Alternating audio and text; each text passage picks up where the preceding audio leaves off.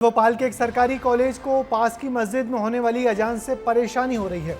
Hamidia college के बिल्कुल करीब बनी मस्जिद में अजान की आवाज़ से कॉलेज के छात्रों को होने वाली दिक्कत पर प्रिंसिपल ने उच्च शिक्षा विभाग के बड़े अफसरों को पत्र लिख दिया है। अब इस मामले की जांच में कमेटी तो बना दी गई है, मगर इस मुद्दे पर राजनीति भी शुरू हो गई है। क्या है ये पूरा मामला, इस रिपोर्ट में देखिए।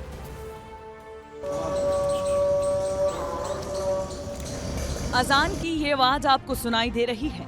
यही आवाज पढ़ाई में खलल डाल रही है। ये हमारा नहीं बल्कि हमीदिया कॉलेज के प्रिंसिपल का कहना है। ये भोपाल का हमीदिया कॉलेज है, जिसका नाम बदलकर प्रधानमंत्री एक्सीलेंस कॉलेज हो चुका है। इस कॉलेज में एक तरफ छात्र पढ़ाई करने के लिए अंदर जाते दिखेंगे, तो वहीं दूसरी तरफ नमाजी भी नजर आएंगे, क्योंकि कॉलेज के ठीक नजदीक मस्जिद बनी हुई है।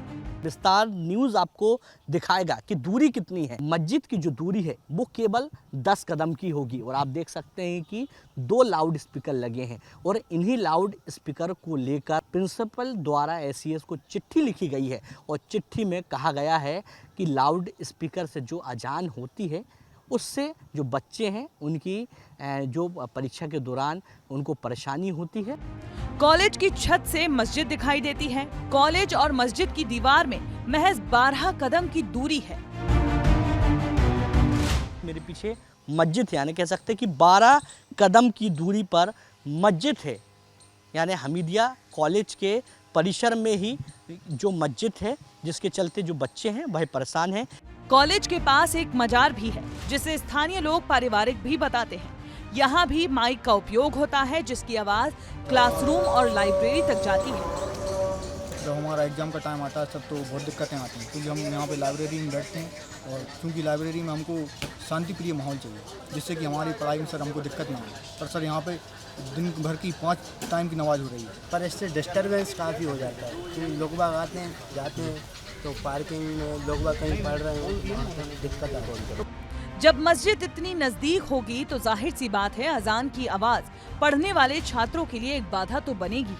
ऐसे में हमीदिया कॉलेज प्रिंसिपल ने अब इस मामले को लेकर शिकायत कर दी है।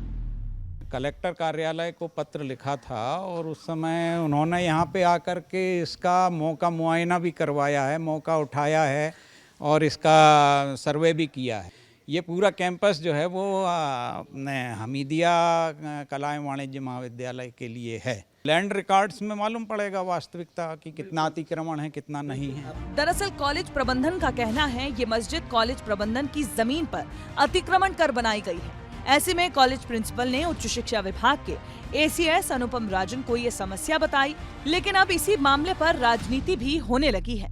मैं उम्मीद करता हूं कि विभाग इंचार्ज एसीएस इस संदर्भ में संबंधित कलेक्टर को और उच्च शिक्षा विभाग के अधिकारियों की ज्वाइंट टीम बनाकर वो शासकीय भूमि पर अगर किसी तरह का अतिक्रमण है तो उस अतिक्रमण को तत्काल हटाने की कार्रवाई जिला प्रशासन के माध्यम से की जाएगी। ये भोपाल में एक माहौल क्रिएट किया है, मध्य प्रदेश में क्रिएट किया जा रहा है और लगातार हमीदिया का नाम बदलने की आवश्यकता क्या थी? हमीदिया की बिल्डिंग किसने दी थी? नाम बदल रहे थे तो बिल्डिंग देने वाले को याद करो। अब आ गए अजान के ऊपर।